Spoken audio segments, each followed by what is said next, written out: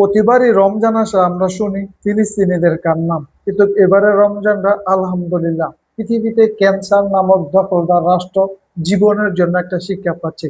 তাদের যে অহংকার, তাদের যে ধার্মিকতা, যে আমরা আমাদের দেশটাকে নিরাপত্তার চাদরে ঢেকে রেখেছি, অদৃশ্য এক মায়াজাল যেটা হচ্ছে আয়রন ডোম দিয়ে তারা পুরো দেশটাকে এমন নিরাপত্তা ঢেকে রেখেছে যে তারা বলে তাদের দেশে নাকি কখনো কেউ আক্রমণ করতে পারবে না। যদিও আক্রমণ করে আকাশেই তারা তা প্রতিহত করে ফেলবে।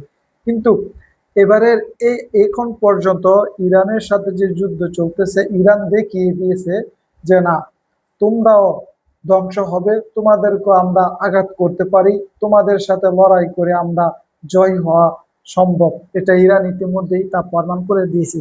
আপনি যদি পুরো যুদ্ধটাকে একটু পর্যবেক্ষণ করে দেখেন, আমেরিকা বিশ্বের পরাশক্তি, আমেরিকার সাথে যুদ্ধ করে, দখলদারদের সাথে যুদ্ধ করে এখন পর্যন্ত ইরান মাথা উঁচু করে দাঁড়িয়ে আছে। এটাই হচ্ছে ইরানের সবচেয়ে বড় জয়।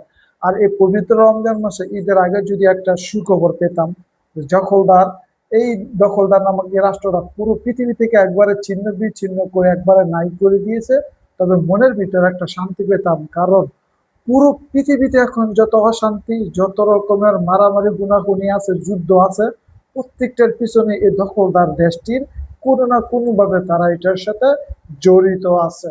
আর এই রাষ্ট্রটা যদি পৃথিবী থেকে একবারে নিশ্চিহ্ন হয়ে যেত, তবে পৃথিবীটা হয়ে যেত শান্ত, নীরব, শান্তিময়। আপনার কি মনে হয়? ভিডিওতে একটা কমেন্টস করে জানাবেন।